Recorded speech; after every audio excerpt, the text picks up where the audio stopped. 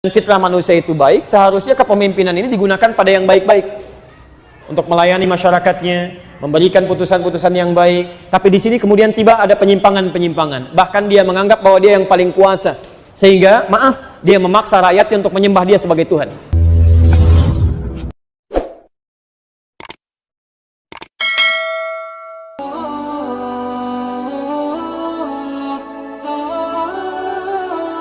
Alam tara ila alladhi haja Ibrahim fi rabbih.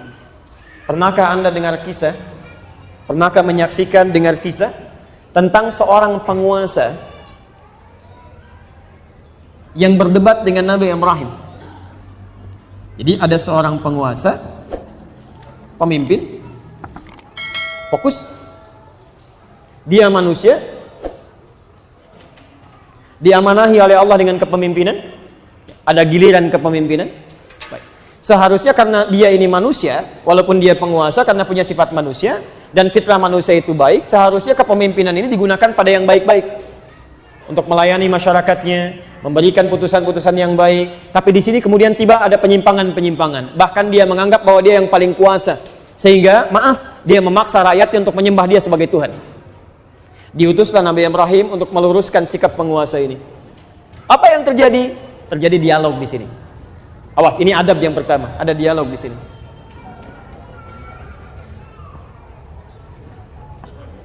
Dan kalimat yang menarik, awas, hati-hati ya, hati-hati.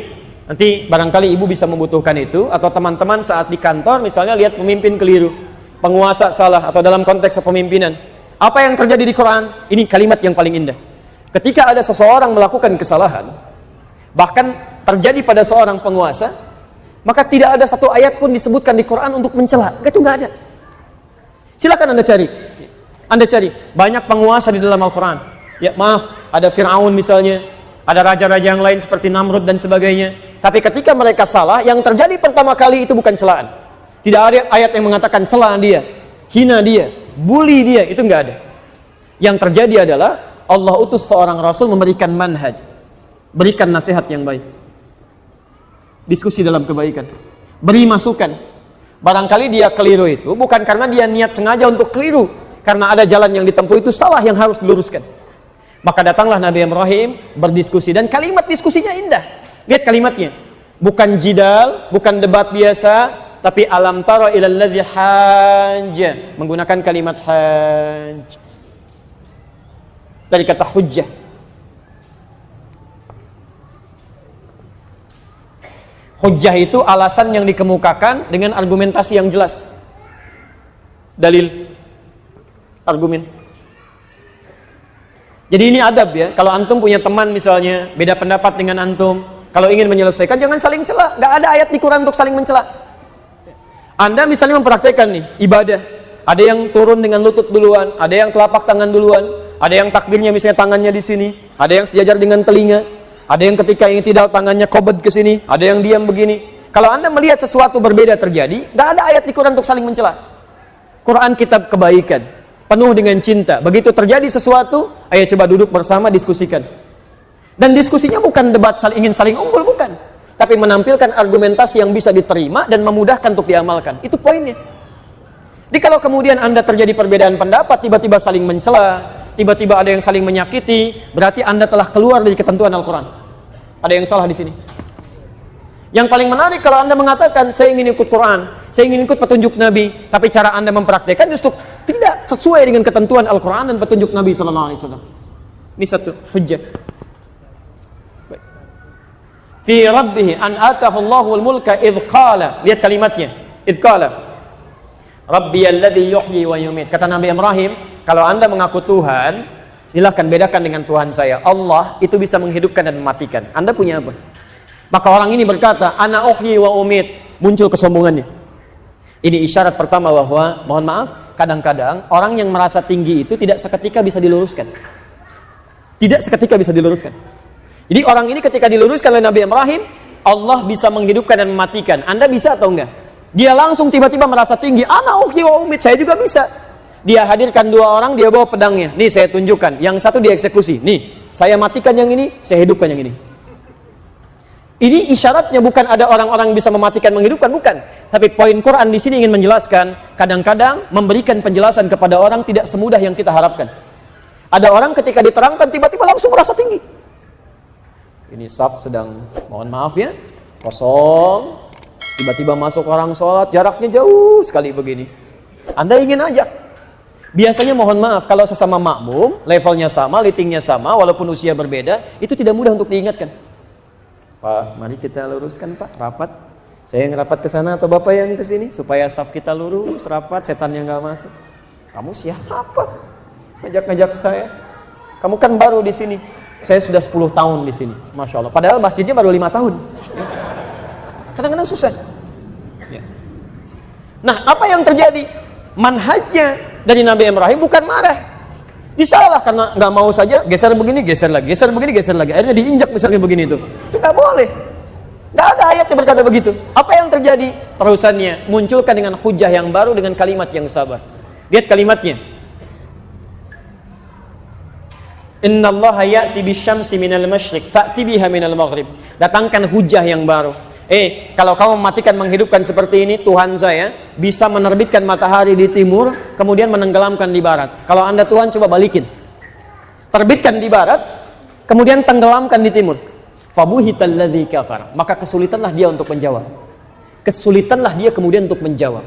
Ini manhaj kepada kita. Kalau kita berdialog dengan orang-orang yang sekiranya punya kesetaraan dalam ilmu, Anda bisa berkonsultasi dengan orang yang lebih tinggi dibandingkan Anda. Jangan mempertahankan pendapat yang tidak tepat. Yang paling aneh, ini murid belajar di sini, ini murid belajar di sini. Sama-sama murid, belum paham juga dengan inti bahasan, sama-sama berselisih, padahal gurunya biasa-biasa saja. Jadi kalau Anda menemukan sesuatu yang tidak tepat, kemudian Anda kebingungan, tanyakan pada orang yang paham. Jelas di sini? Nah, itu poinnya. Satu. Halo, kenapa jadi tegang begini? Kita kembalikan dulu ya, alhamdulillah. Nah, ini contoh yang pertama. Contoh yang kedua, Quran surah ke-20 ayat 43 sampai 44.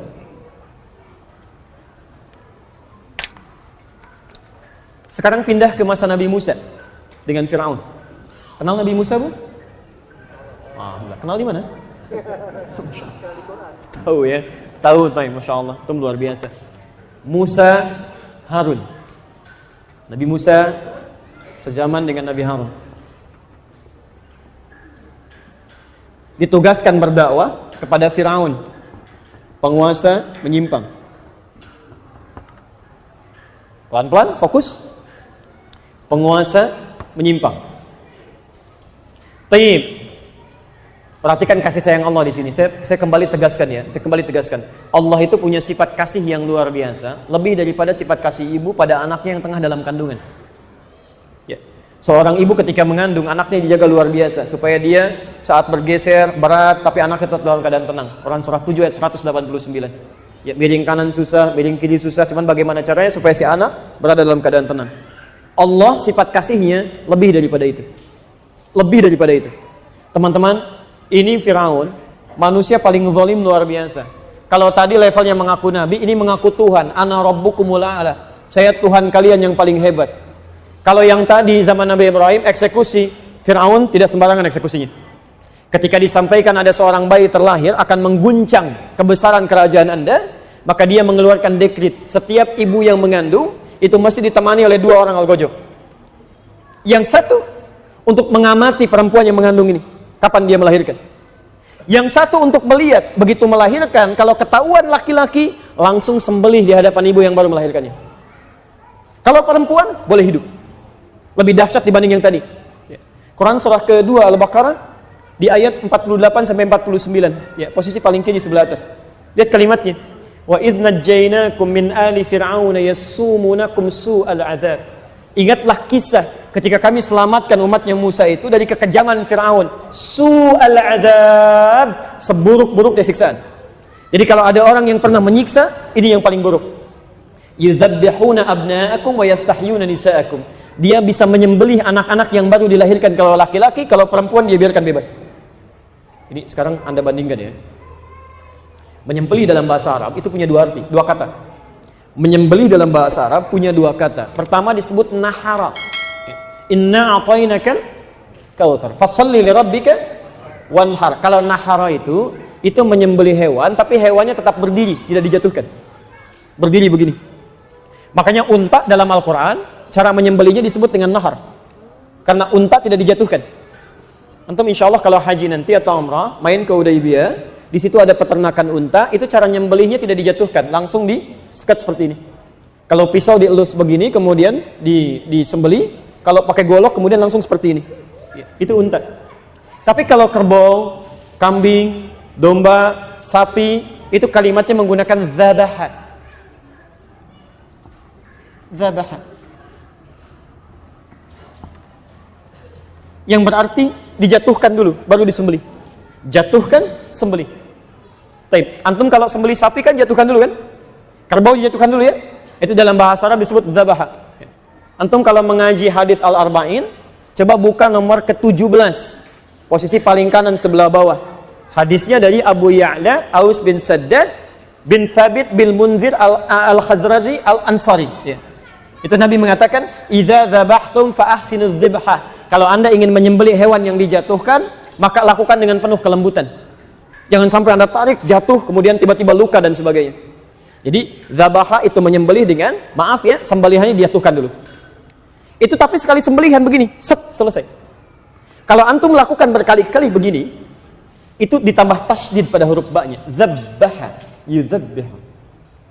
Sekarang kembalikan ke ayat yang Al-Baqarah 49 tadi, posisi paling kiri sebelah atas. Bagaimana jahatnya Al-Guju Fir'aun itu. Kalimatnya bukan menggunakan nahar tapi zabaha. Yuzabbihuna abna'akum. Zabaha. Jadi begitu melihat seorang ibu melahirkan anak laki-laki di hadapan ibu yang baru melahirkannya, itu masih merah, langsung dijatuhkan ke bawah, digorok di hadapan ibunya. Dan menggunakan tasydid, zabbaha. Artinya bukan sekali, tapi berkali-kali begini. Saking jahatnya. Makanya disebut dengan su'al adzab. Fir'aun, manusia paling durjana, mengaku Tuhan, melakukan pembunuhan tingkat tinggi. Tapi saking rahmannya Allah, selama nyawanya belum sampai ke kerongkongan, masih diberikan kesempatan untuk bertobat. Mau nggak kamu tobat nih? Maka dikirimkan dua nabi langsung. Musa dengan Harun berdakwah kepada Fir'aun, satu orang. Kita saja sekarang, umatnya Nabi Muhammad, sampai kiamat, nabinya cuma satu, nggak pernah lihat lagi. Antum pernah lihat nabi? Fir'aun saking sayangnya diutus oleh Allah dua orang nabi supaya dia bisa kembali. Apa yang terjadi? Quran surah 20 ayat 43 sampai 44. Idhaba ila Fir'auna innahu tagha. Musa dan Harun, pergilah sekarang ke Fir'aun karena dia sudah melampaui batas, sudah menyimpang dia. Ini prinsip dakwah. Jadi kalau ada seseorang kemudian mulai menyimpang dari kita, kita dakwahi. Ya. Tapi bagaimana cara berdakwah yang baik? Lihat kalimatnya, ayat 44-nya. Faqula lahu qawlan layyinan. Tapi ingat ya, katakan pada makhluk ini, pada Fir'aun ini, kata-kata yang lembut, halus. Bukan celaan. La'allahu yatadzakkaru aw yakhsha. Barangkali dengan kelembutan ini, sifat dan sikap kita, dia bisa ingat kepada Allah kemudian berubah menjadi takut kepada Allah Subhanahu wa taala. Teman-teman, silakan perhatikan. Nabi Musa, Nabi Harun, orang paling takwa, dekat dengan Allah, masuk surga tanpa hisab, berdakwah kepada Fir'aun, manusia paling durjana, pembunuh yang sangat sadis, mengaku Tuhan, diperintahkan oleh Allah katakan yang lembut. Anda bukan nabi, bukan rasul, tidak sesoleh Musa, tidak sebaik Harun. Berdakwah kepada orang yang tidak sejahat Fir'aun. Kenapa mesti kasar? Kenapa Anda bisa mencela? Berarti ada yang salah di situ.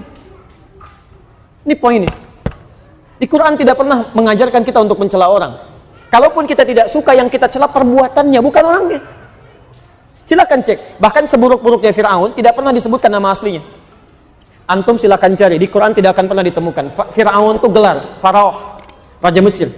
Silakan cari sampai kiamat kurang 2 hari, nggak akan ditemukan siapa nama aslinya. Itu tuh. Silakan cek, ya, sehari lagi buat sadar ngapain nyari itu. Karena yang dipersoalkan oleh Quran bukan namanya, itu perilakunya. Jadi kalau ada seseorang berbuat salah kepada Anda, yang Anda perbaiki itu perilakunya, bukan mencela orangnya. Karena ketika Anda mencela nama seseorang, barangkali ada orang dengan nama yang sama, belum tentu punya perilaku yang serupa.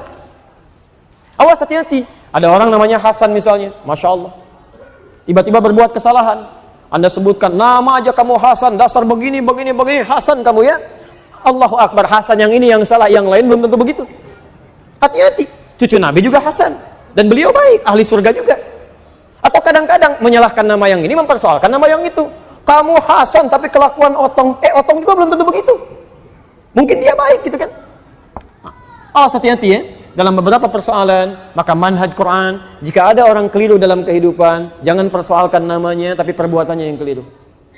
Yang kedua, dakwahi dia dengan penuh kelembutan. Dan yang ketiga, saya tutup di sini dulu sebentar.